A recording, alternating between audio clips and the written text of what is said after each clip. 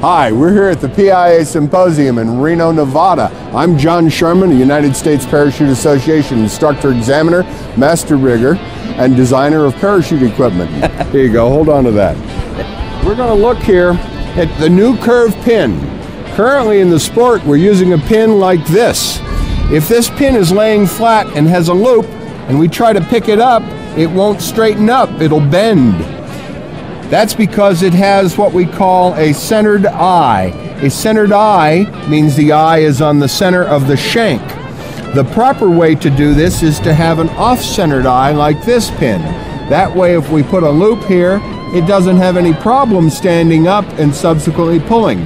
This pin blade is made the same as a regular ripcord pin blade. It has an 800-pound tensile, and it's fully welded, and it will pass the traditional 8-pound bend test. It is rotary swedged hardened stainless steel cold formed to give us that kind of rigidity and service. Fabulous. So it really isn't just the big things that count, it's the little stuff really that make a difference. It's the minutia in parachutes that really matter. I mean, a canopy is a canopy, but you got to get into the little stuff to get safe.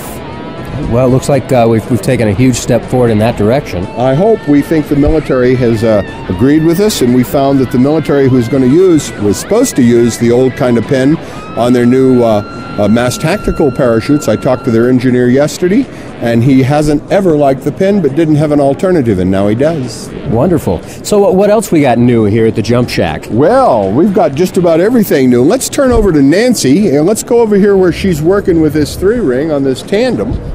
So Nancy, what do you have new here from the Jump Shack in PIA 2007? Oh, lots of good things.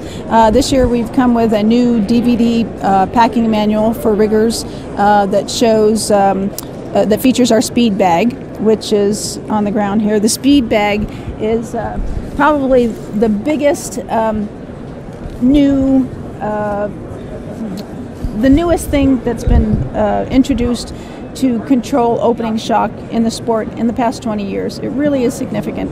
We've had people injured and we've lost people due to line strip openings, phenomenon where lines dump off of the bag before you've had a chance to accelerate massive speed, and you get a canopy first opening. Very dangerous.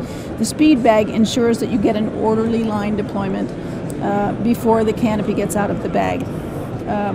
It's based on some actually old physics principles, but it's new. We've used it to TSO our full line of Angel Fire reserves. Okay. The Angel Fire reserves have been out for several years, but we've expanded the line. We now have 13 sizes, sport sizes, and 2 tandem sizes of reserves. We've also, in the past year, increased the weight limitation of our 245 up through 300 square foot reserves. So that's been new. Good. And that was a lot of fun to do. Big jumpers need that. Absolutely. In fact, I recently had a jumper who was exit weight was 350 pounds. I want to say he was about a 300-pound fellow, 6'7", not fat, but just like a Shaquille O'Neal. And we built him almost a tandem-size rig with a 298 Firebolt, which is a small tandem canopy, but was a perfect canopy for this fellow who had about 50 jumps because it was proper wing loading. And we put a 300 square foot rectangular platform reserve, which met his limitations. So anyway, that's really just about anybody can get out of a plane these days, yeah? Oh, really? Oh, yes. Size and weight used to be a limitation, but it doesn't have to be anymore. The Firebolts, we have 13 sizes of Firebolts for sport use, and then 3 tandem sizes. The tandem sizes are 298, 350, and 396. It is absolutely the softest opening tandem canopy out there. Toggle pressure, very reasonable, very light. I can do it, and I'm just a girl. Yeah, but you're a girl with accomplishments more than most guys. We've been very successful with the Firebolt tandem. We send out a demo generally, and it gets bought and it doesn't come back, so we have to build a lot of demos. Oh, wonderful. Good. So before we run out of here, I hear you've changed your reserve cords a little bit as well. Reserve the rip cords. Yes. We've been experimenting with something new, and let me take you over to it. You know, the move in parachuting has been more lightweight, smaller, slicker. So we had an occasion to try this this smaller cable that is 600-pound tensile strength and some marine applications. We had some around. We said, well, let's see how small and light and cute a ripcord we can make. So we've made a beautiful terminal pin ripcord with a new kind of a swedge. This is actually made from the shank of a ripcord pin.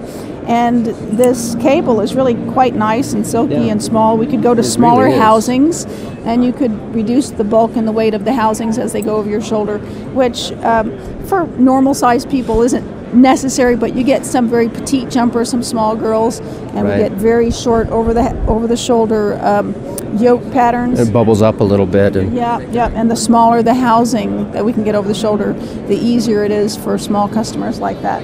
So this is something new. We're always experimenting, always trying. So it's got a petite-sized handle too there. Yes. Low profile and short, and that's really important if you have a short customer, because when they sit down in the airplane, the hip junction and this side, hip junction and reserve ripcord pocket will often bump up against one another, and it causes a handle to pop out of the pocket. Well, this short handle prevents that from happening. So good thinking. Try to come up with something for everybody. Well, fabulous. We'll look forward to seeing what you've got coming towards the jumpers over the next course of the year. We're working on it. Thanks very much. Yeah, thank you, Chad. My pleasure.